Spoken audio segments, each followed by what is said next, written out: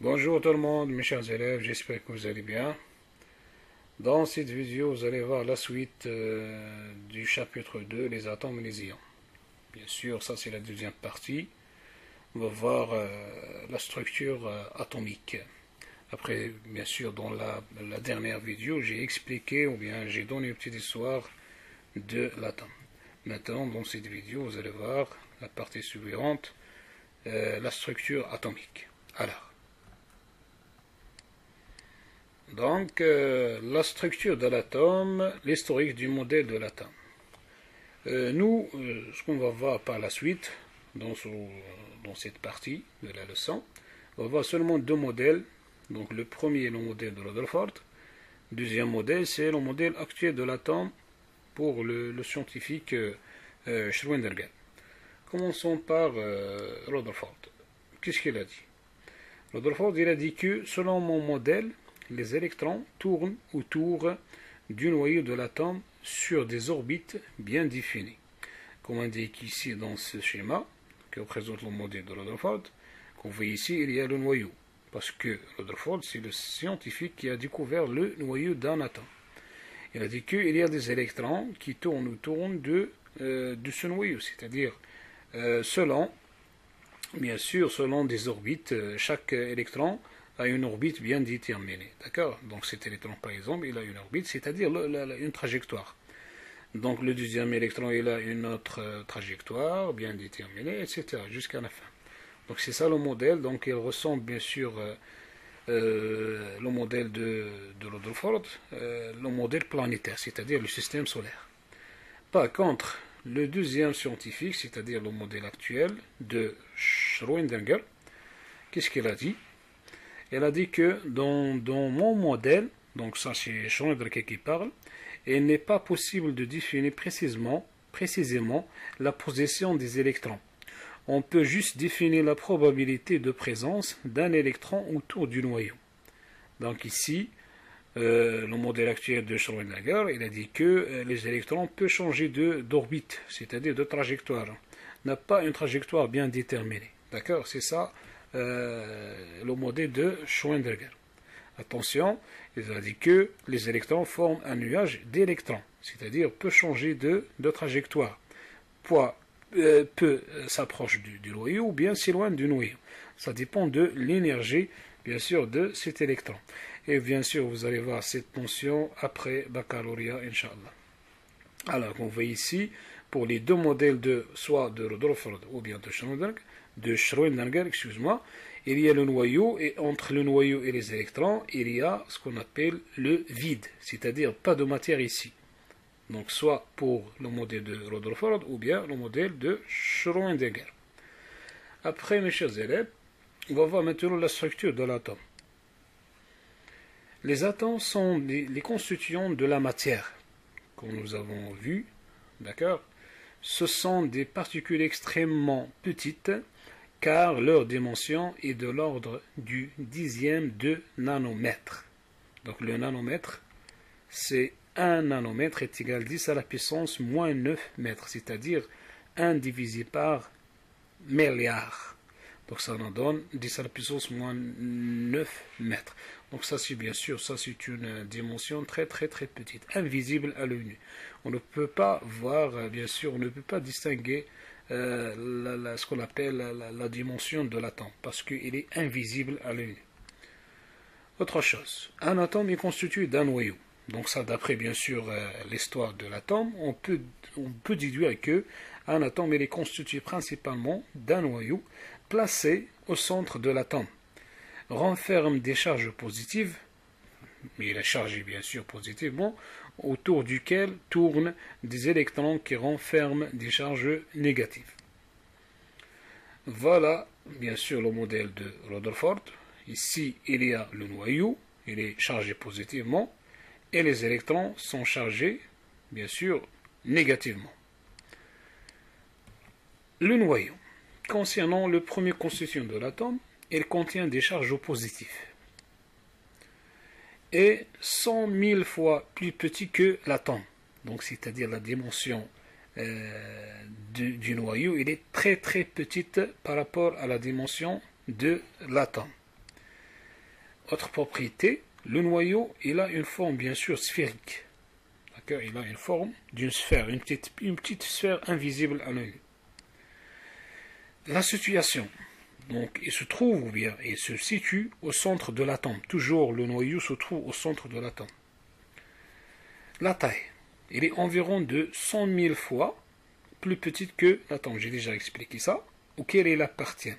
Donc c'est-à-dire que la dimension d'un atome est de l'ordre de nanomètres, c'est-à-dire 10 à la puissance moins 9, tandis que celle d'un noyau est de fécomètres, c'est-à-dire 10 à la puissance moins 5.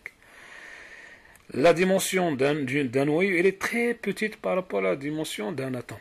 Donc c'est ça ce qu'il faut dire. C'est-à-dire on peut négliger la dimension d'un noyau par rapport à la dimension de son atome. Alors, le nombre charge positive du noyau est représenté par la lettre Z. D'accord? Charge positive, le numéro atomique ou bien le nombre atomique. Donc, non, excuse-moi, il y a une faute ici, excuse-moi. Excuse-moi, j'ai corrigé la faute. J'ai dit que le nombre des électrons d'un atome est représenté par la lettre. Le nombre des électrons d'un atome est représenté par la lettre Z, appelée le numéro atomique ou bien le nombre atomique. Attention ici. Autre chose, autre propriété, la masse du noyau est égale approximativement à celle de l'atome. Si on veut calculer la masse du noyau, on trouve que cette masse est égale exactement à la masse de l'atome. Bien sûr, en négligeant la masse des électrons. Alors, les propriétés des électrons.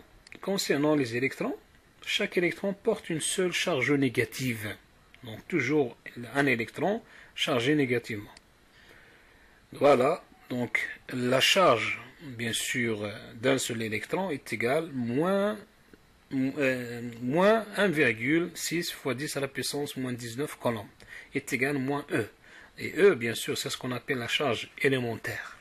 Donc, qui s'exprimait en coulombs. Ça, c'est l'unité de la petite charge élémentaire. D'accord? S'exprime en coulombs. Et de cette relation, il faut apprendre pas que cette relation. Autre propriété, donc, ils sont toujours identiques. Les particules, les électrons, excuse-moi, qu'on trouve dans chaque atome sont toutes les particules, ou bien sont tous les électrons sont identiques.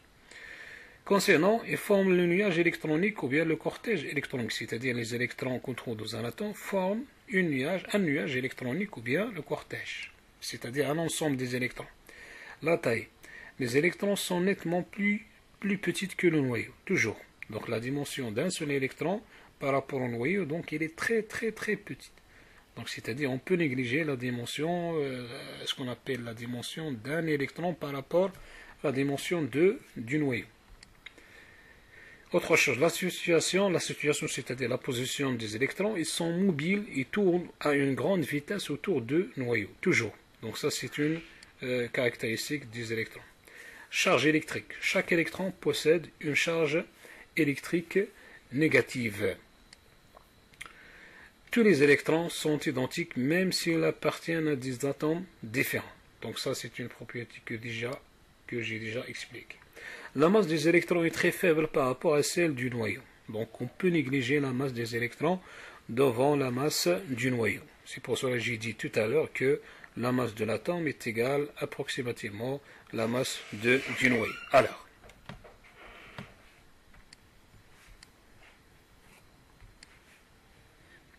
exemple, le nom de l'atome, on a ici quelques exemples, mes chers élèves, l'hydrogène. Donc son symbole, c'est H majuscule.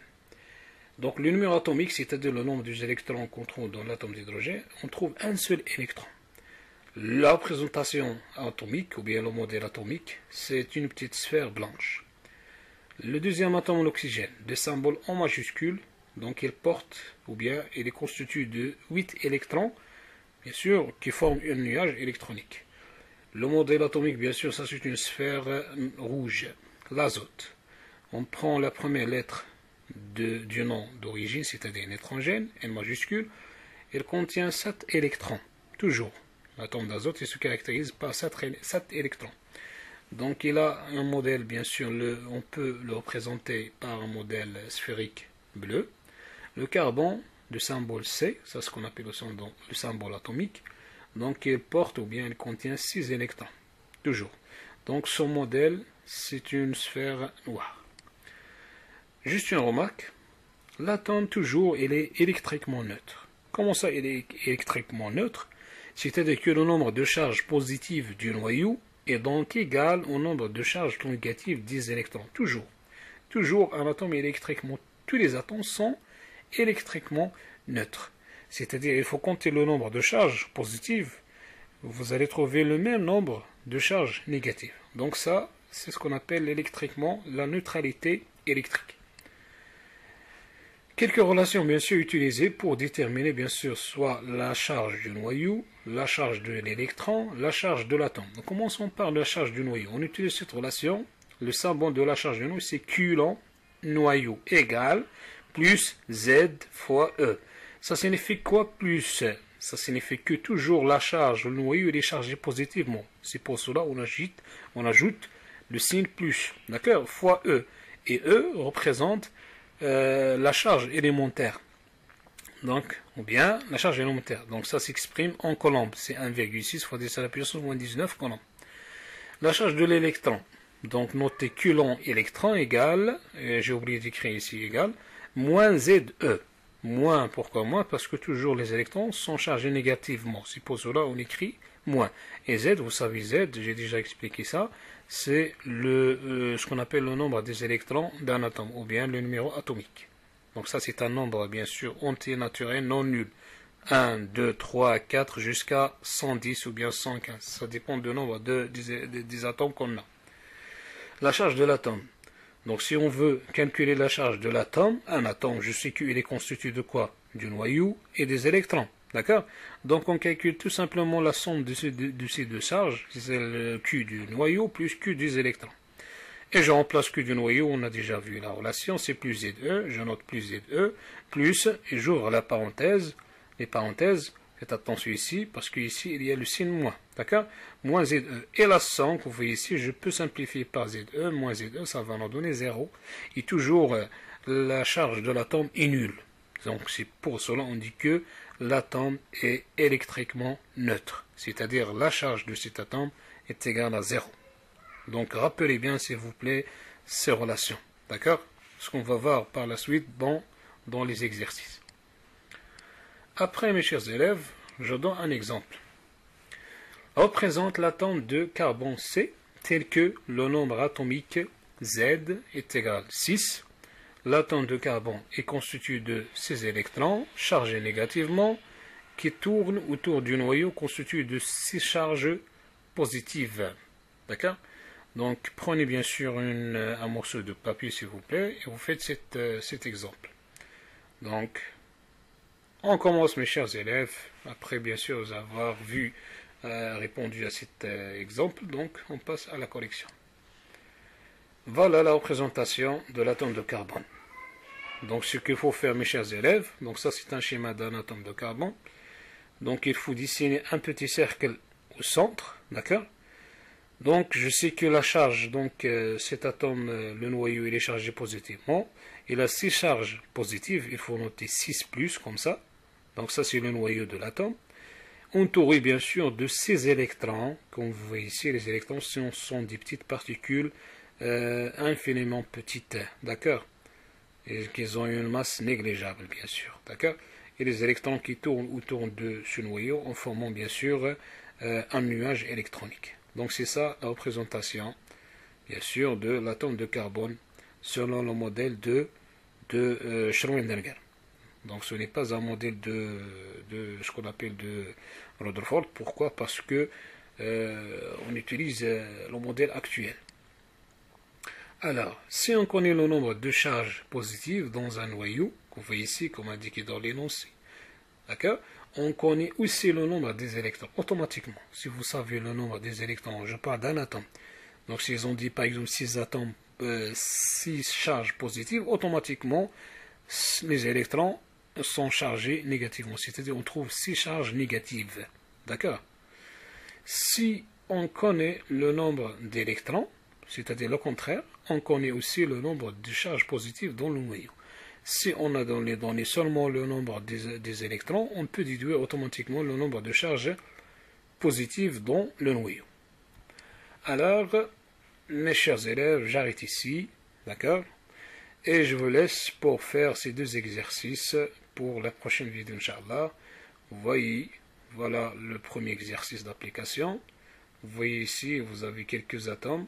Donc il suffit de donner le symbole de chaque atome, d'accord? Et donner la charge des électrons de chaque atome, la charge du noyau de chaque atome, et la charge de l'atome, bien sûr, de chaque atome représenté dans ce tableau. D'accord? Pour le deuxième exercice d'application, voilà, donc vous avez un atome de fer.